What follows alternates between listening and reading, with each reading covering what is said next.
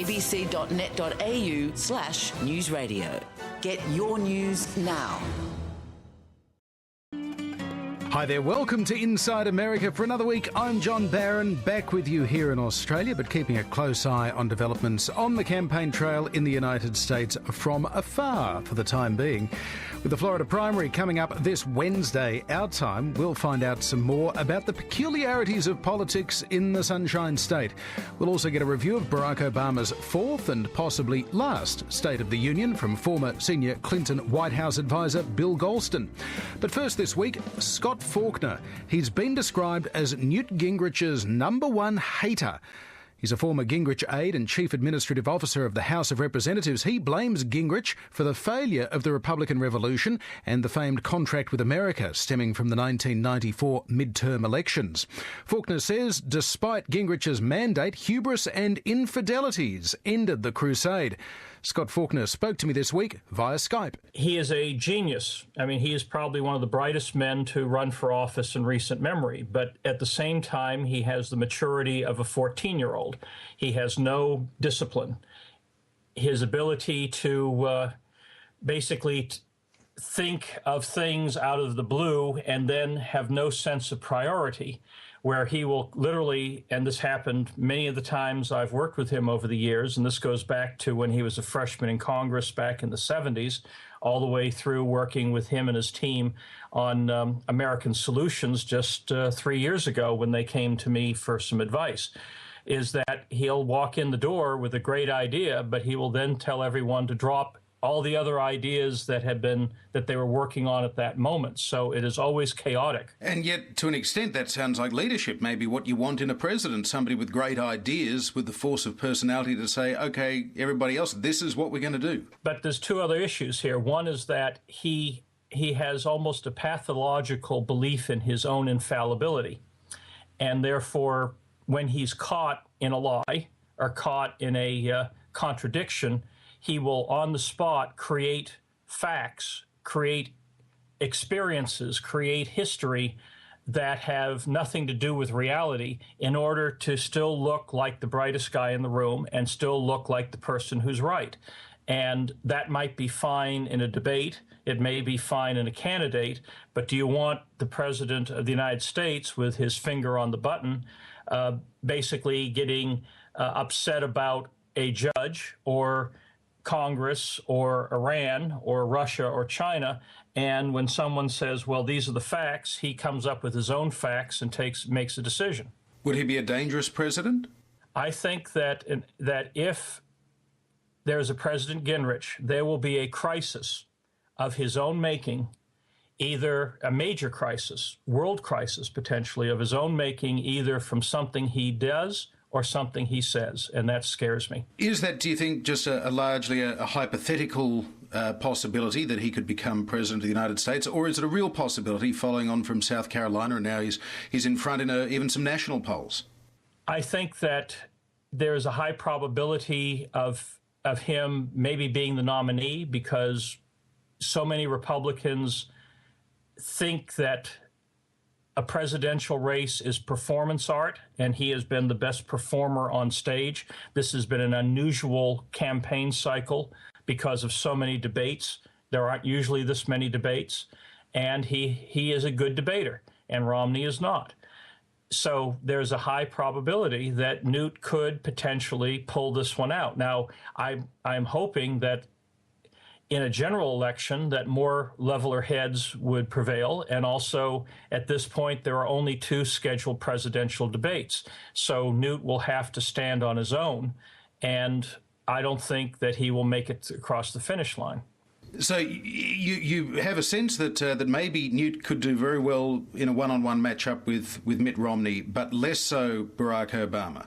Again, in a debate, he might do well, but in the long haul of people, the entire country, the entire media looking into Gingrich, and in this digital age, being able to literally at a moment's notice, every time he says one thing, that when he said something totally contradictory is able to appear online, is going to be very harmful for him. I mean, I have a lot of friends. I mean, I've been in politics for many years, going back to Reagan 76 and even Nixon 72.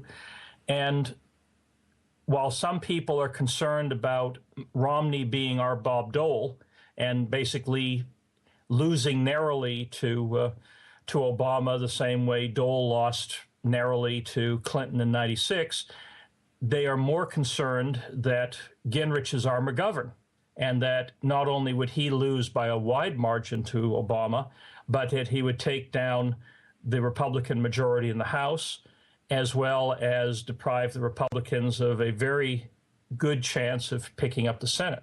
So would you go so far, Scott, at this point to say that there are members of the Republican establishment who've been very much behind Mitt Romney that would rather see Romney as the nominee lose to Obama, but by a little bit, and save the store, not lose the House majority, maybe even gain some Senate seats, than to see Newt Gingrich, who could either succeed or fail spectacularly? It's not going to be a safe bet. Right. Well, I think the other part is that given this election season, predictions seem to have a 24-hour shelf life because so many things have changed. And Romney, while not a dazzling candidate by any stretch, I mean, a lot of us who grew up on Reagan and even Goldwater, we were spoiled with the kind of visionary and leadership qualities that they had, and none of the candidates currently have that.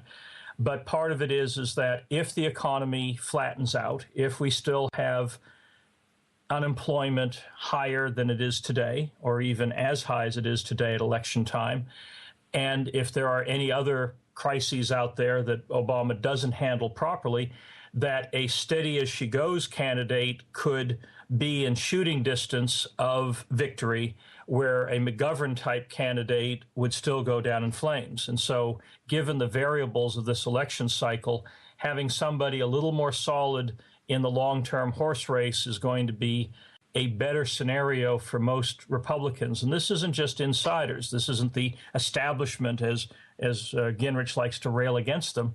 It is people like myself and others who, while we have certainly served in Washington, we are out there in the hinterlands, we're out there in the grassroots, we are working with local candidates and congressional candidates, and therefore we are not part of the inside Washington crowd. We are out there with the conservative movement and the Republican movement and saying that Gingrich is dangerous to us. Scott, we've been talking about, when it comes to the Republican presidential nomination, it being a two-horse race between Mitt Romney and Newt Gingrich. Is that how you see it, or could Rick Santorum still emerge potentially as a consensus conservative candidate, or even Ron Paul come up out of all this?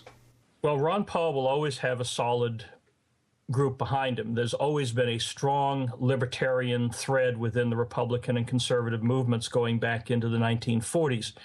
So he will have a solid anywhere from 10 to 25% of the vote in some of these states, especially when you get to the true one-on-one contest in Virginia, where Paul and Romney are the only two on the ballot. His main interest, though, is to have a good speaking role at the National Convention, to have his delegates there to push for stronger libertarian planks in the Republican platform. He knows he's not going to be the nominee. On the other hand, when you look at Santorum, he still thinks he has a chance. The problem with Santorum is that while there is a large evangelical base within the current Republican Party, certainly not the Republican Party of the Reagan era, but of today's Republican Party, it still is not that large when you get outside of some of the Deep South states. And Santorum, while he did well as a reformer in Congress, he was also a pork barrel senator. He was also a person who brought us the Terry Schiavo case, if people remember the right to die case, because the parents were in Pennsylvania while Schiavo herself was in Florida. That's already come up in last night's debate. And I don't think that most Americans, certainly not independents, are ready for a theocratic-based president.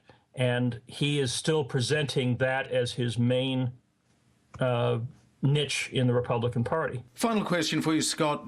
Heading towards Florida and the prospect of Newt Gingrich winning there, which by all accounts will send a real shudder through not just the Romney camp but the mainstream Republican Party. If that's the case, are there left field options? There's still speculation about the possibility of a late entry, if not into the primaries, maybe even at a brokered convention in Tampa Bay come August. We could see somebody brought in from the floor, a Jeb Bush or even a Sarah Palin. Well, the last time the Republican Party had a brokered convention was 1952. So it's been a long time since, because the way the primaries now work for Republicans to have the issue. I mean, the last time the Republican nomination was actually in jeopardy or still in play going into the convention was really 76, where it was Ford versus Reagan.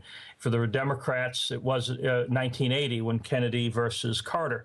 So it's been a long time since either national convention has been the actual deciding point. They tend to be now sort of elaborate infomercials for each party.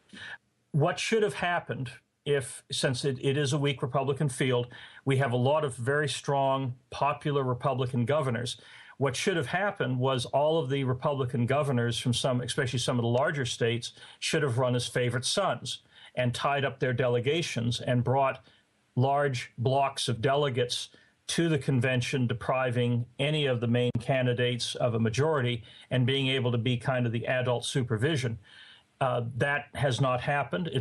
There may still be time, but in most cases, because of this compressed early part of the primary season, most of the filing deadlines are now passed.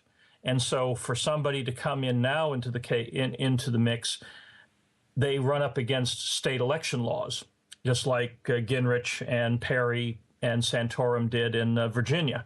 And so it's very difficult for someone to come in at this point in the process. And so we're stuck with what we have.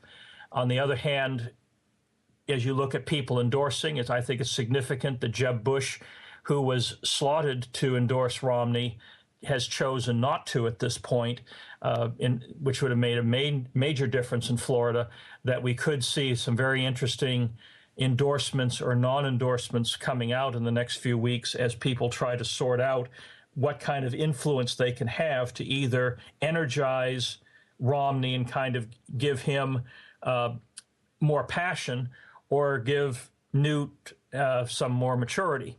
And so I think that's really where the behind-the-scenes battle is playing out right now. More passion for Romney and more maturity for Newt Gingrich. That sounds like an uphill battle on both fronts. It's almost like a Wizard of Oz kind of situation. Who needs the heart? Who needs the brain?